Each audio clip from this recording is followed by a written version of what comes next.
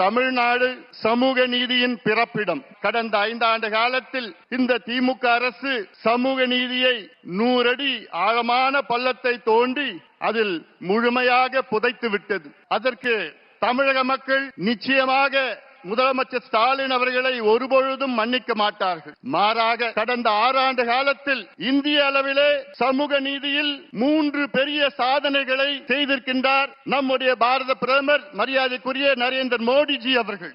ஒன்று, இதுவரை சுதந்திர இந்தியாவிலே முதல் முறையாக இந்திய அளவில் சாதிவாரி கணக்கெடுப்பு நடத்துவோம் என்று அறிவிப்பை வெளியிட்டு இந்த ஆண்டிலிருந்து இந்தியா முழுவதும் சாதிவாரி கணக்கெடுப்பு நடைபெற இருக்கிறது.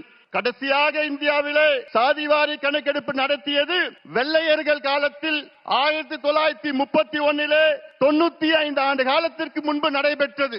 அந்த பழமையான தரவுகளை வைத்துத்தான் இந்தியா முழுவதும் இடஒதுக்கீடு நடைபெற்று வருகிறது. அதை மாற்றி அமைத்து நவீனமான ஒரு இந்திய அளவிலே சாதிவாரி கணக்கெடுப்பு நடத்துவோம் என்று அறிவித்த பிரதமர் நரேந்திர மோடிஜி அவர்களுக்கு எங்களுடைய பணிவான நன்றிகளை தெரிவிக்கின்றோம்.